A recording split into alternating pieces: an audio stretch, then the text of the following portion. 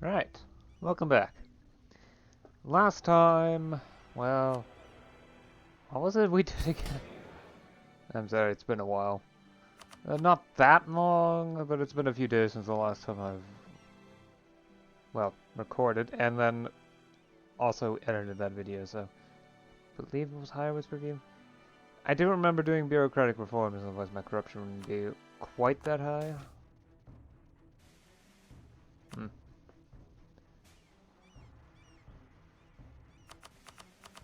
I do remember kissing up a lot to the nobility, though, in the hopes of getting major reforms passed without too much trouble. Yeah. There's also quite a few reloads, but they haven't put that. Oh, yeah. Well, okay, might as well get started. Also did grab some tech, including a new idea group. Professional army ideas, yep, that's what I picked.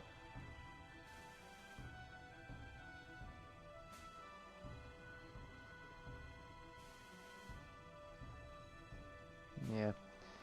I'm also, if I remember correctly, beginning preparations for, well, not global trade. There's no way I can prepare for that on my own without forcibly causing it to spawn. And that will take way, way too much effort for what it gives me. So yeah, prepping up for academia. That's actually not that hard. It just requires quite a few academic districts, which, well, there might be a cap just like what it was with scientific methods, but all I need to do is to have Admin Tech 36, which I'm sure I can jump 4 tech levels in the next 30 years. Even if I have an admin idea group going. I'll probably end up just grabbing all of these and then going through tech as quickly as I can manage. Yeah.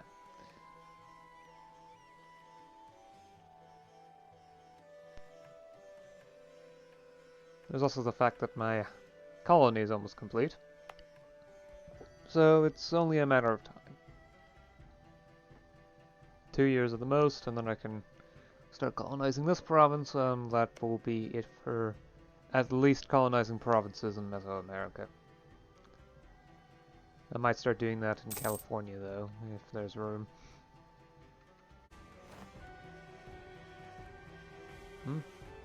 Oh, right. As well as the points needed for a new idea, which...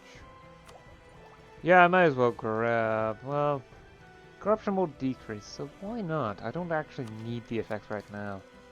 I thought it may be yearly army tradition, but... I have to wait until I have around 500 before grabbing that anyways, so... Yeah, I can wait. What can't wait is... Yeah, I could lose... maps at any point, so I should grab that as soon as possible.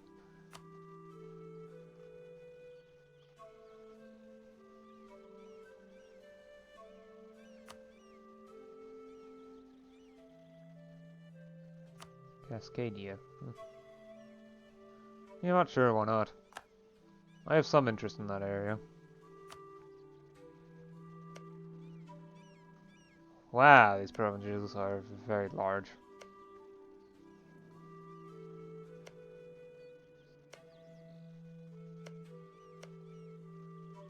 But I guess it makes sense. It's a means to avoid having too many provinces in areas that honestly don't matter that much.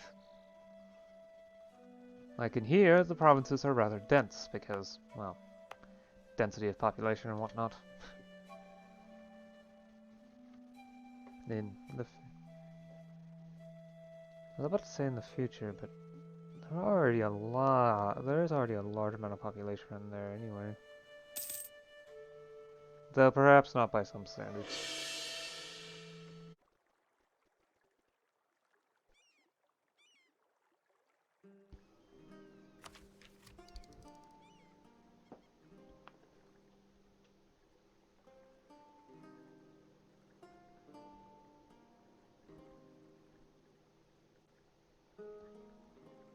Alright, let's go ahead and get that yearly army tradition game.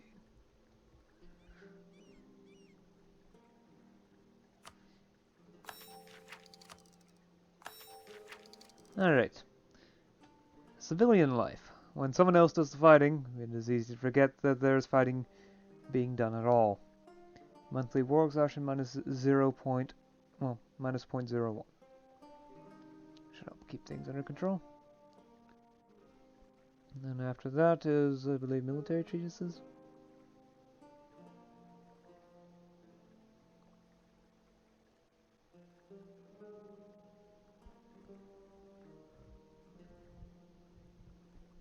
No, if it just weren't for the lag.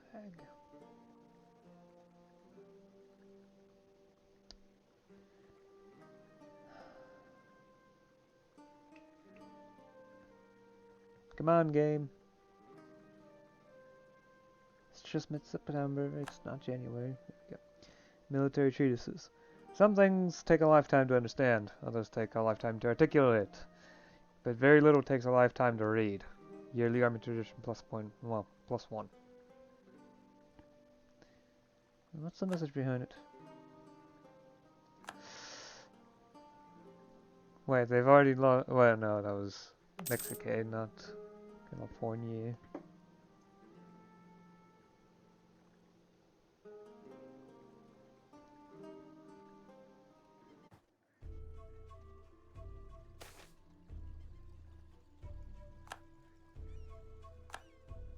Well, they're annexed now.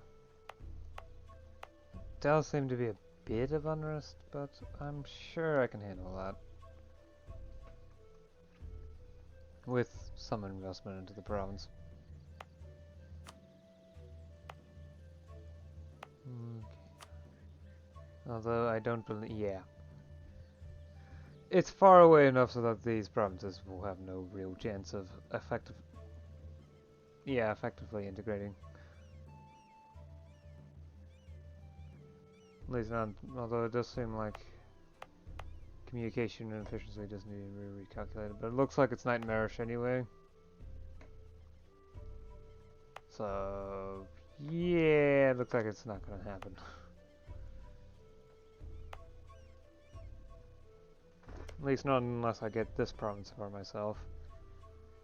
Which might honestly be a goal in the future. Near future. So yeah, there was a revolt that was dealt with. I've managed to reach 3 stability, and I'm basically just waiting for reforms to occur. Well, okay.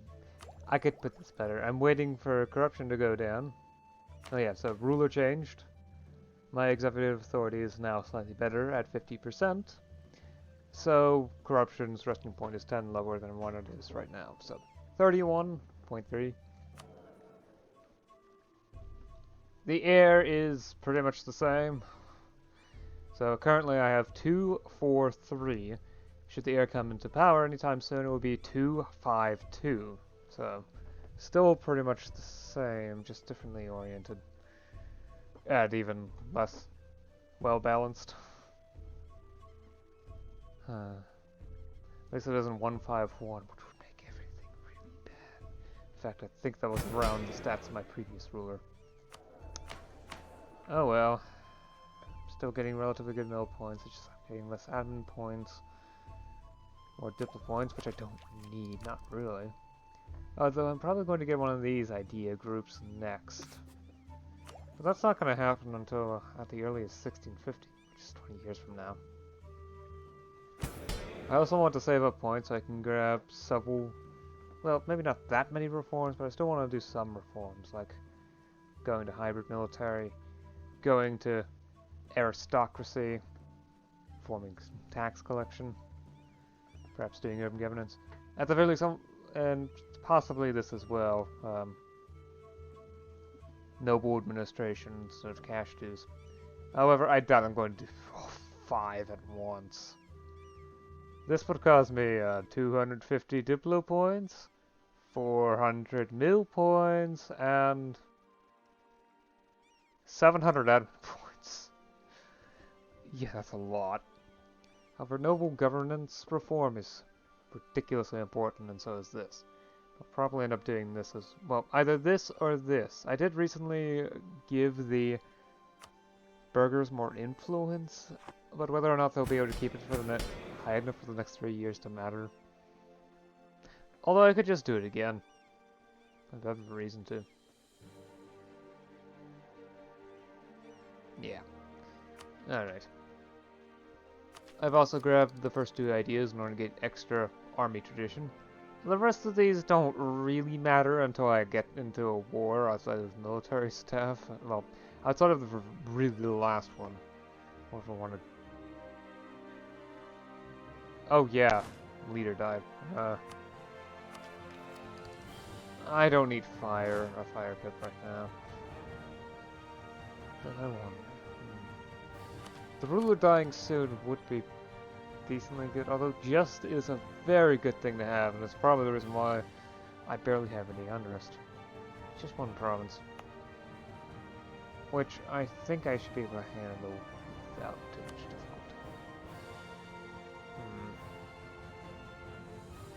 Drafting merchant is nice though. If I can get the spouse into power as a region, that would be 453. Which is certainly enough authority in order to pass. Because that is 444. Well, that is 12 out of 16, which is 75.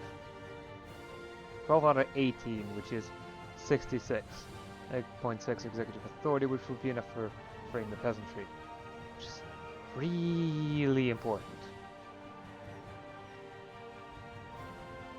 Plus 1.5 to peasant freedom, and also plus 10. Well, really there are 2 important bits. Plus 2 to base welfare. Amazingly helpful. Plus 10% to rural production. Wow, that would supercharge the economy. Yeah.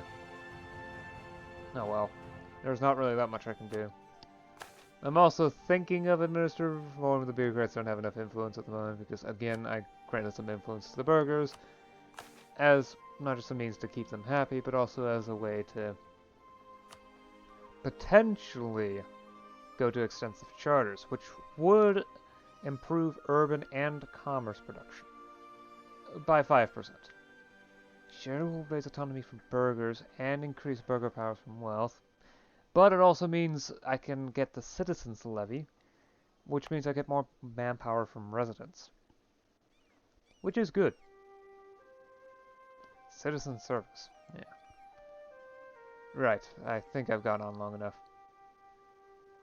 I've also been beginning to prepare for the next institution, although I can't really say much because, well, pretty much the only thing I have to do to prepare is to get to tech level 36 and as soon as possible.